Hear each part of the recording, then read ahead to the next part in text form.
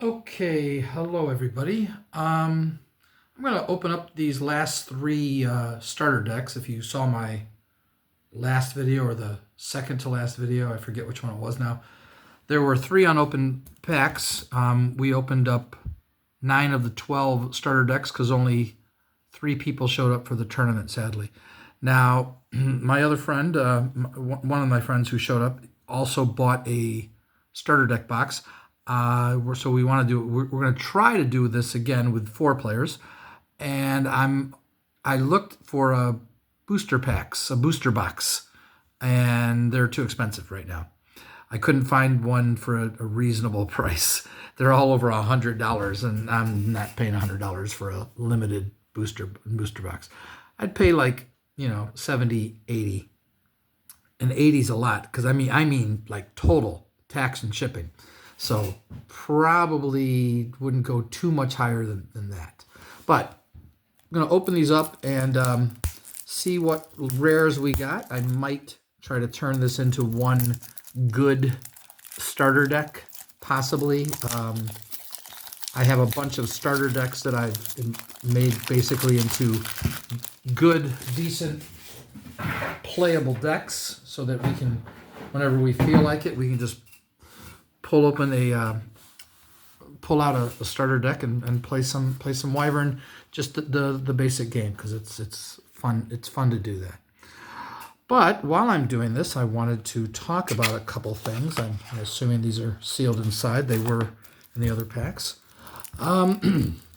First off, I'm in Chicago, so we are always, or I should say, I'm always looking for fellow gamers. I do have L5R decks.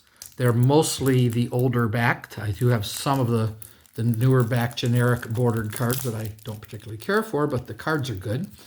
So I did put them in some of the decks. It's been over 20 years since I've played L5R, and I do want to get back into it. So if anyone is in the Chicago area and would like to meet up somewhere, and then ultimately your place or my place to play, boy, this is not, to play some L5R, this does not want to open. That would be great. There we go. Wow, that was really on there tight. That would be great. We also just played one session of Dungeons and Dragons. It's good to get back into it. I'm an old school gamer. I played in the 80s and 90s, a little bit in the early 2000s. Haven't played I've played a few times since, only a few. So we only played the session, or basically what you call session 0, rolled up some characters. Hoping to get back into it at some point. If anyone in the Chicago area plays, I'd be more than willing to come join your D&D group.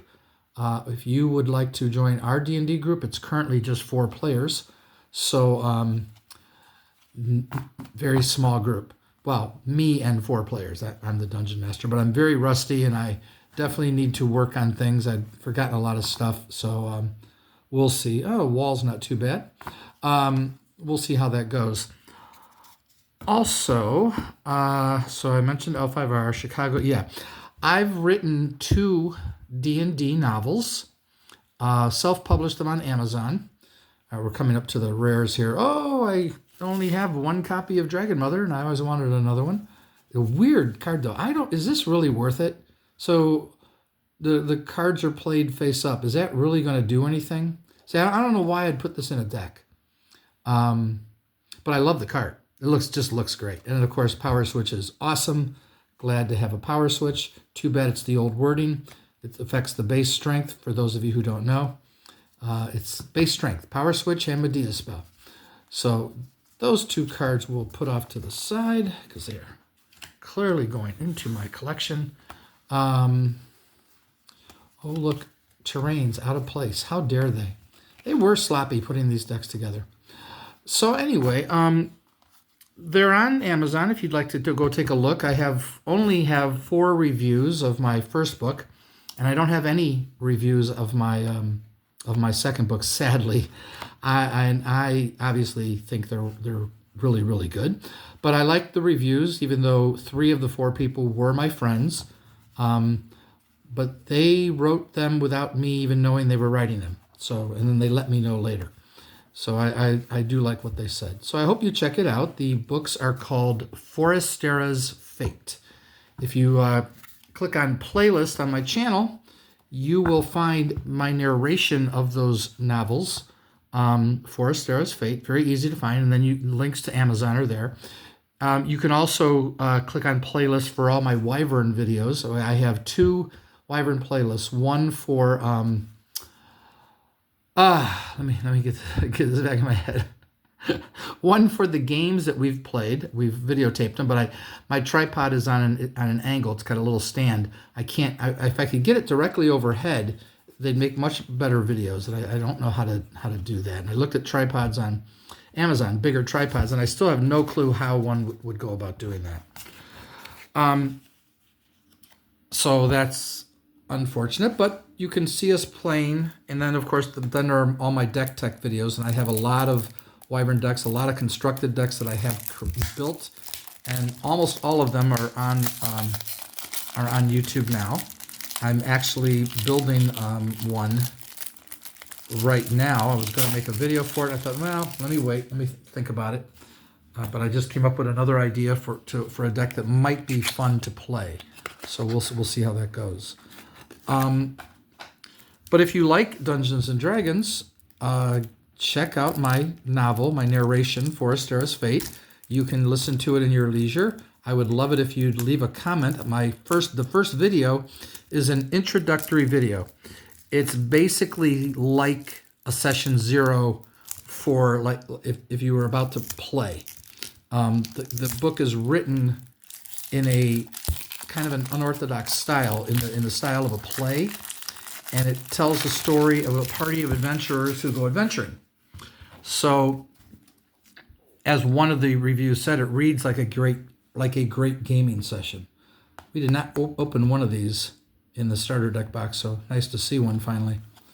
All right, so I would appreciate it if any of you could click on that introductory video and let me know what you think of that video, and if you enjoyed it, maybe listen to some more. Steel, Strength, and Red. They're fine. And just let me know what you think of it. And then the second book is called, well, the first book is called,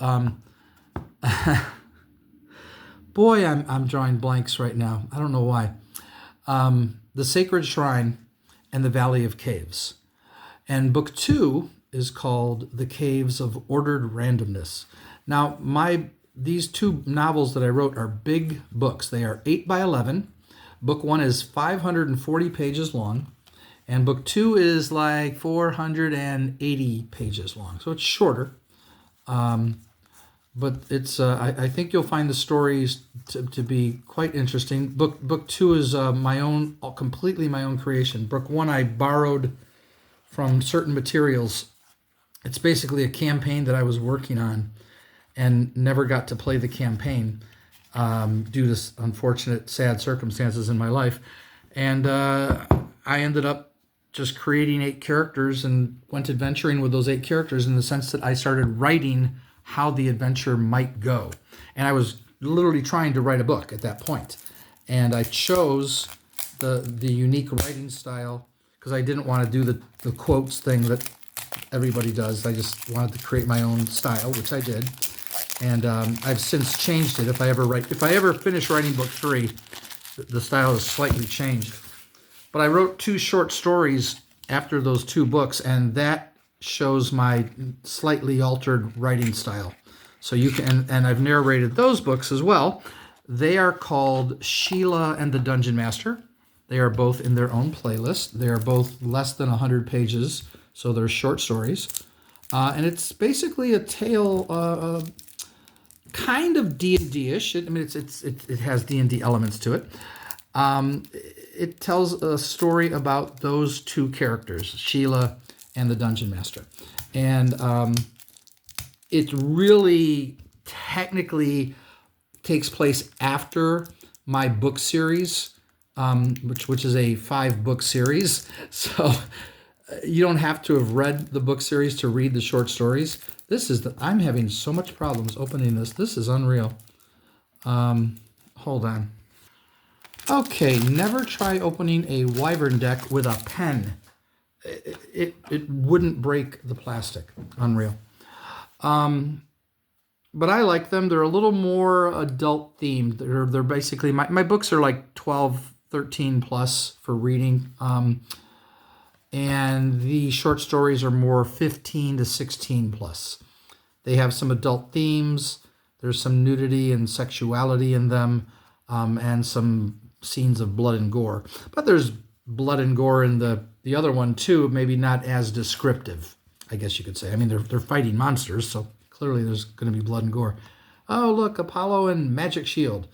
Well, I'm happy for more Apollos. I'd like to have 20 more Apollos and 20 Whirlpools. If anybody's got Apollos and Whirlpools and you want to make some trades with me, hey, that's what I'm looking for. More of those, more magnetic fields, all day long. I want those cards.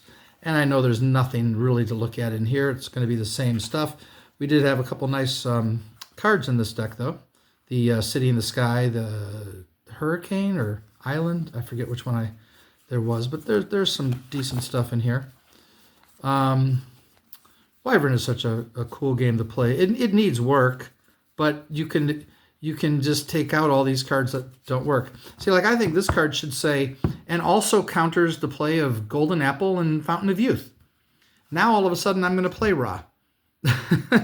I'd certainly put it in my every sideboard. I might still sideboard it, but I think the only card this cancels is Night. Maybe there's another card that I'm not thinking of. Well, it does counter. It does counter Mount Chung, so that's good. But I don't think it counters anything else. So I got that one and all of these, which are no big deal in Mansion in the Sky, which is nice. All right. So Sheelan the Dungeon Master has 2 short stories, and they are, a little, like I say, a little more adult themed. Forestera's Fate, even though I say 12, 13 plus, 12 plus for the first book, 13 plus for the second book. A 9-year-old kid read my first book, loved it. Now he's 10, and he read book 2 and loved it. He said he even liked book 2 better than book 1. There is no sex or swearing in my Forestera's Fate novels.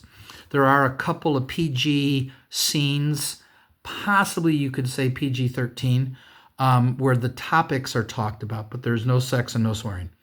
I wanted it to be kid-friendly for the most part. So I think everything's fine with that, because there was a 12-year-old who read it and really enjoyed it. I think he's now 14 or 15, and he's read both books.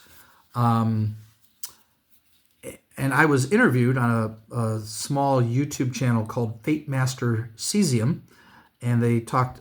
He had listened to my narration and really enjoyed it, and wanted to interview me on his little channel. He has less than 100 subscribers, but I was happy to do it because I needed practice being interviewed. I felt kind of nervous, but it went well. And another YouTube channel called The Dungeon Minister, who I sent free copies of both of those books, and his kids read them. And he listened to the narration of book 1. I don't know how far he got in book 2. I know he was listening to it, but he's had very little time because he's kind of busy. He has 3 sons, a wife and 3 sons, and he's an Anglican priest, so he's kind of busy. He made a video about my 2 books, so you might enjoy watching those as well. And like I said, if you like Dungeons and Dragons, I think you'll really enjoy them, because they are literally a story about a party of adventurers who go adventuring and what happens to them. The world is called Forestera. It was a world that I drew. I made a map with colored pencils, and the map is in the book. You can get a colored. There are colored illustrations or black and white illustrations in the book, whichever one you want to buy. The ones with colored illustrations are going to cost more, but Amazon has discounted the price 23% for the colored illustrations, and the hardcover has a higher quality paper, so you have a high-res illustrations, which look amazing, but that's very expensive. But again, they discounted it 23% on Amazon. I have nothing to do with that. I can't control that. I wish they'd discount it more. because no one was going to pay that ridiculous price. It was like 70, 80 bucks. And I think it's like even higher now because their costs went up. So all of the books went up and are more expensive now. But I think with the discount, it's like $68. So I think you will enjoy listening to my narration. My voice acting gets a little better in book 2, and I think my character development gets a little better in book 2. And I did something very unique and interesting. Well, the title of the book is The Caves of Ordered Randomness. That gives you a tiny hint, not really much of a hint though, but it's a unique thing that I came up with, and I actually wrote a module, and it's on my blog, and that module is in the story. So they go through the module in the story, in the narration, and I also bring a fantasy world that is well known to some people who are into reading fantasy fiction. I bring that world into my world, Forestera, and I really, really like what I did. But what I say to people who are into that fantasy genre, you'll either love it or hate it. I don't think there'll be any middle ground there. You might not like what I did. It's not Lord of the Rings, in case you were wondering. I didn't bring Middle Earth into Forestera. But I did bring another fantasy world into it. And actually, the Dungeon Minister plays D&D with his family, and their campaign and my campaign came together. I talked to him about it, and he said, go for it. And he talks about that in the video. And so their characters are also in my second book. And he said that his son said it was really weird reading about his character in the book. It felt really bizarre to him to read it like that. I hope he really enjoyed it, but maybe it freaked him out. I really don't know. But I had a blast writing that chapter. It's just one chapter in the book where the two parties meet somehow and go adventuring together. So I hope you'll check that out. And I'm not really sure what else I'd want to say to you other than I hope you take a look at my book on Amazon. You can read about it, read what I wrote. There's a synopsis. You can read a little bit. You can click on Read Sample and read some of it. You can read the dedications and the first part of the introduction, chapter 1. It goes for like 7-8 pages or something. So you can literally read part of it and see if it's something that interests you. And of course, you can listen on YouTube to as much of it as you want. So I hope you check it out. It's in my community post, the narration. You can just click on community post. I think it just says post now. For some reason, they took the word community off, which is weird. Doesn't make any sense. But I've put the narration there of book 1. So hope you check it out. Maybe I'll turn these 3 decks into one good Wyvern deck, pretty good Wyvern deck. So a constructed starter deck, basically, is what you could call it. Anyway, I'll talk to you all later. Bye-bye.